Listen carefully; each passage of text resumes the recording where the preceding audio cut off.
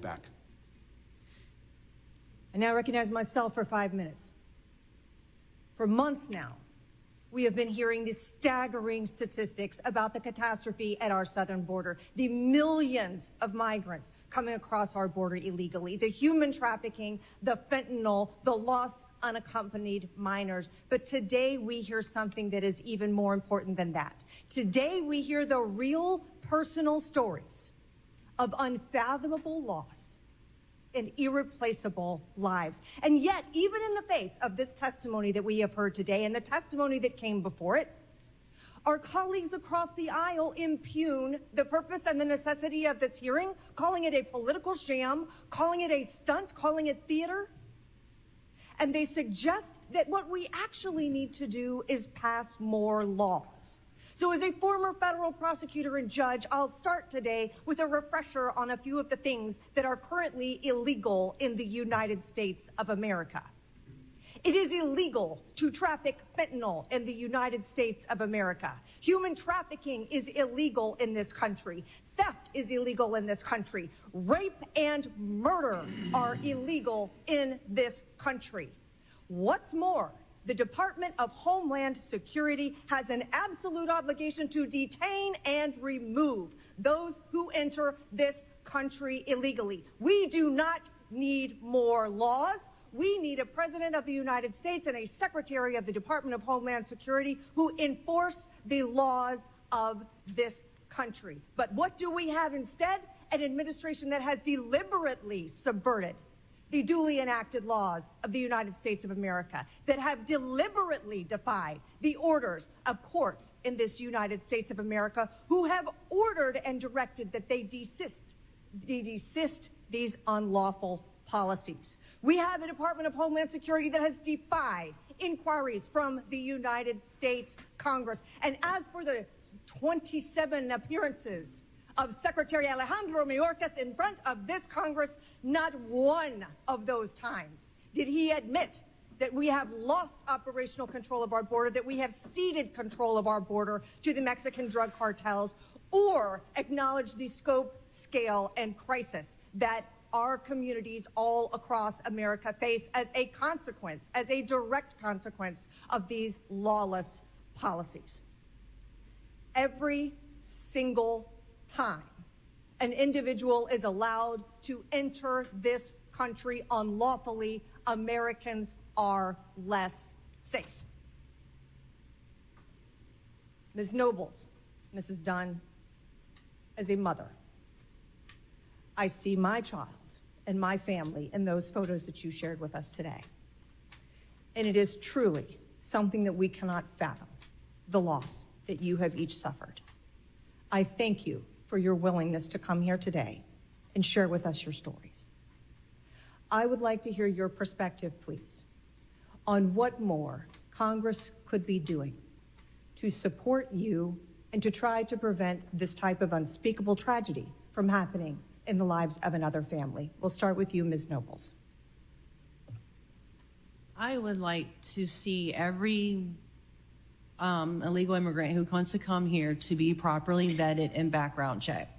I hear a lot about more funding, resources, and all that. How is that going to help them do their job in the first place? They failed Kayla by not checking her murderer's background and did not make that one phone call. One phone call could have saved my baby's life. They didn't. And after he was arrested, they put him, Child Protective Services took him and put him in an unsecured children's home with other children. And I know Americans commit crimes on other Americans, but why do we have to take other countries' trash? Why do we need them? Ms. Dunn? We talked about a lot today about more resources at the border. And I appreciate that and I respect that. But I don't think that members in this room and other rooms at the Capitol understand that we are actually at war.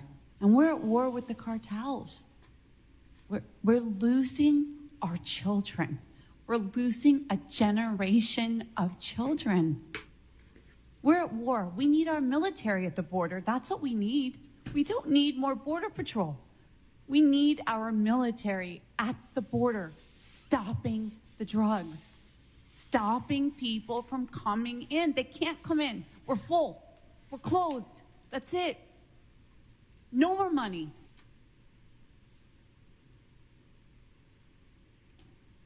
No more. No more sandwiches. It's closed.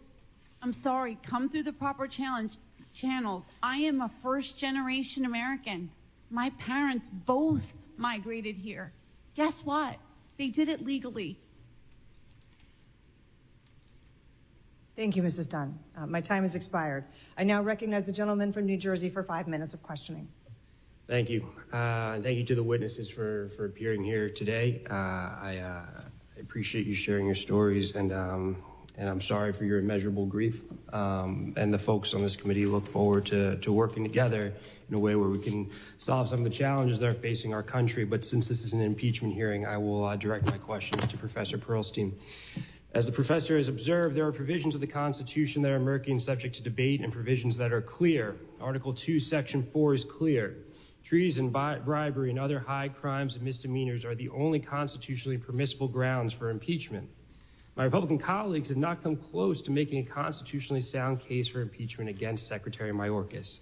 They have incorrectly argued that the Secretary's designations of certain groups as eligible for parole constitutes, quote, mass parole, and is inconsistent with law.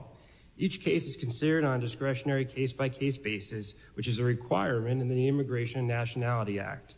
It is worth noting that parole authority has been used by every administration since President Eisenhower, who paroled 30,000 Hungarian nationals fleeing communism.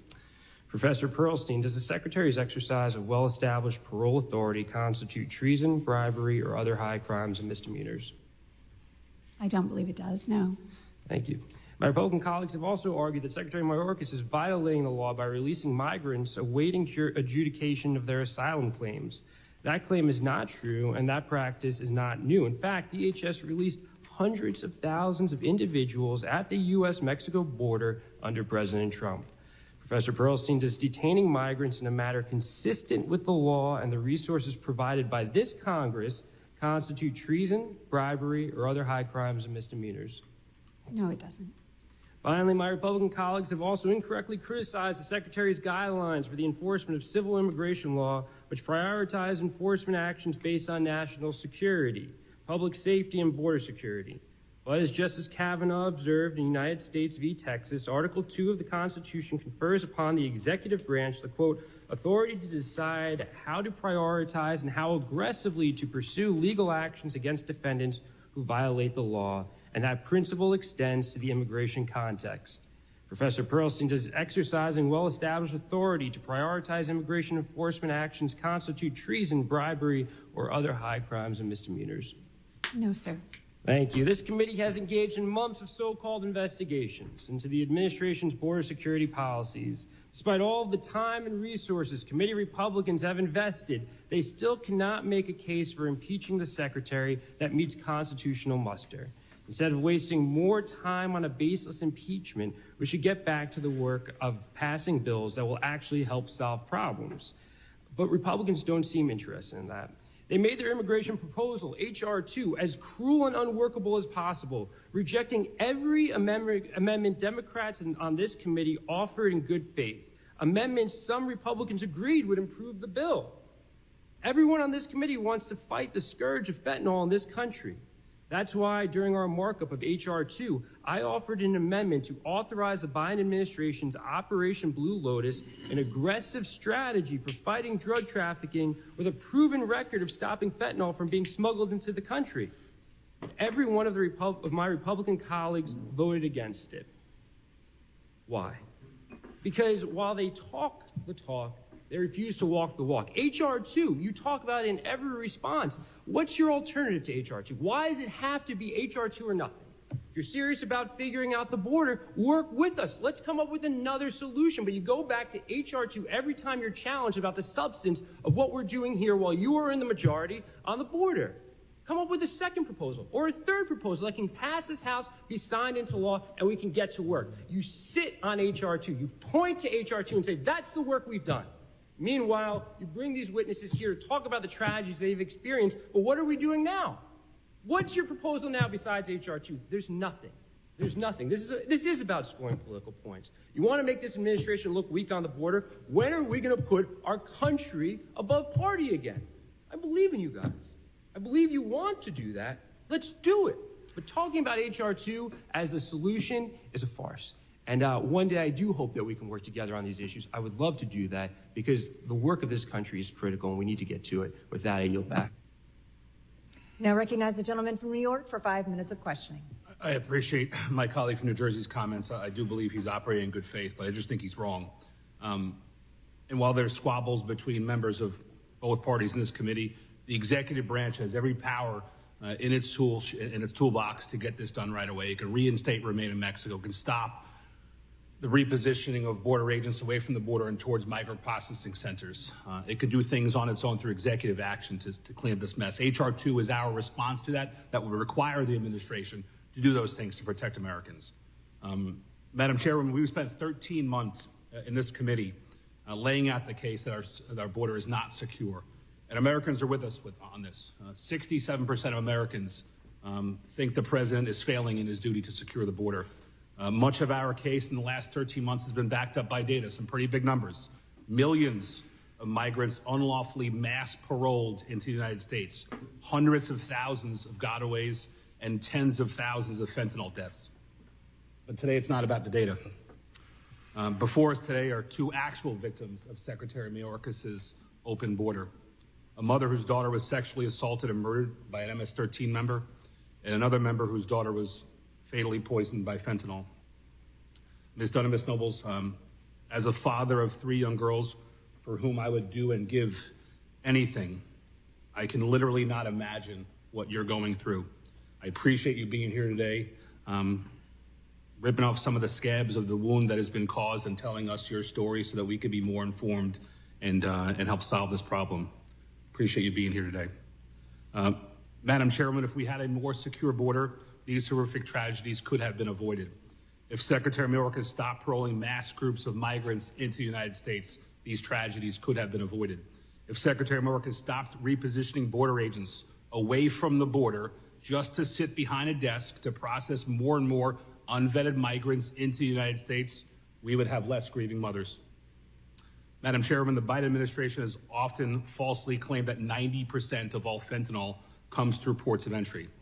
I actually have a video of Secretary Mayorkas claiming that, and if we could play that, please. And people should understand, it is not in between the ports of entry that the majority of fentanyl is sought to be smuggled.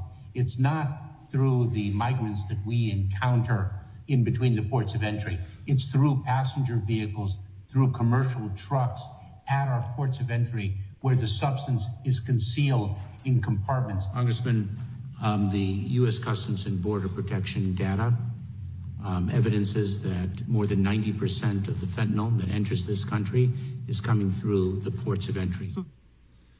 The Secretary is wrong, and he's smart enough to know that he's wrong. 90% only accounts for what is seized and not what actually makes it across the borders. Only the cartels probably, who are profiting millions, tens of millions a month, know how much fentanyl is actually making it across the borders. In fact, Border Patrol officials have told this committee they believe that only 5 to 10% of fentanyl is actually seized. The fact that there are more than 70,000 deaths in our country in 2022 from fentanyl should be a telltale sign that fentanyl is flooding into this country, not only through ports of entry, but in between ports of entry as well. Ms. Dunn, do you think that pulling Border Patrol agents away from the border just to have them sit behind a desk to mass process more and more migrants into the country is a wise decision? No. Do you think that that decision leads to more opportunities for the cartels to traffic fentanyl into this country? Yes. Thank you. And what impact, and I know you have the most personal of experience, but what impact do you think that fentanyl has had on the public health of the United States?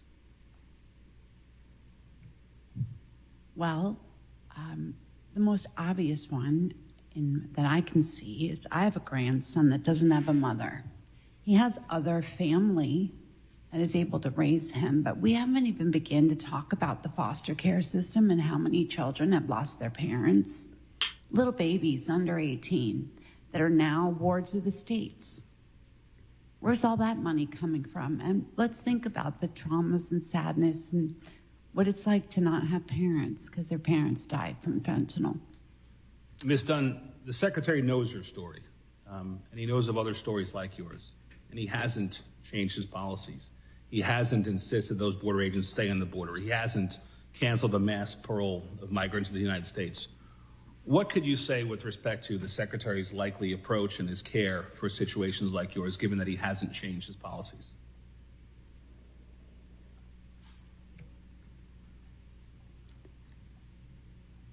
It's very difficult for me to contain what I would say. How about that? I appreciate that. I'd rather not say what I would like to say. You're a classy person, and I appreciate you being here before us today. I yield. The gentleman yields. I now recognize Ms. Clark from New York for her 5 minutes of questioning. Thank you, Mr. Chairman. I thank our ranking member. Good afternoon, and thank you to our witnesses for appearing here today, and to our bereaved mothers. You have my deepest condolences. Earlier today, my colleagues discussed Republican opposition to providing CBP much-needed resources in the FY 2023 funding bill. But that isn't the only time Republicans have opposed resources to secure our border. In October, President Biden sent Congress a supplemental funding request for FY 2024, which included an additional $13.6 billion for border security. It would provide an additional 1,300 Border Patrol agents to work alongside the 20,200 agents already funded by the requested FY 2024 budget, 375 immigration judges, teams to strengthen the immigration court system, 1,600 asylum officers to speed up processing of asylum claims, 1,000 CBP officers with a focus on countering fentanyl, new detection technology for ports of entry, more immigration detention beds, additional investigative capabilities to combat fentanyl trafficking, and $600 million more in grants to help communities receiving migrants, among other investments. As Secretary Mayorkas and bipartisan members of the Senate are in negotiations to get these much-needed resources enacted, House Republicans are just absent. Instead, they are focused on impeaching Secretary Mayorkas. Professor Pearlstein, do impeachment resolutions change policy? No, ma'am. Do they provide resources or authorize funding? No, ma'am.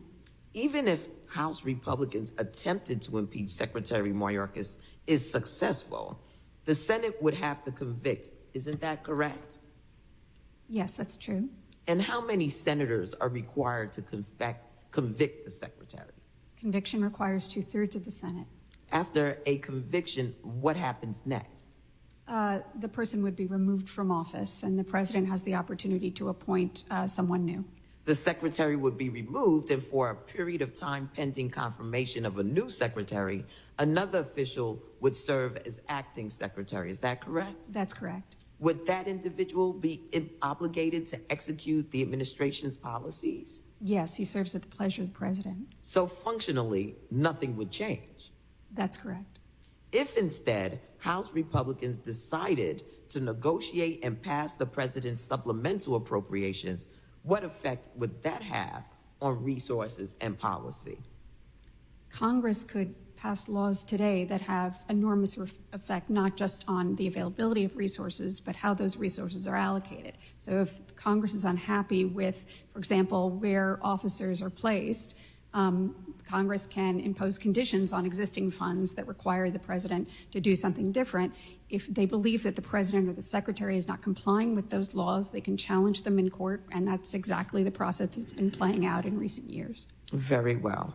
Mr. Chairman, Republicans have a choice.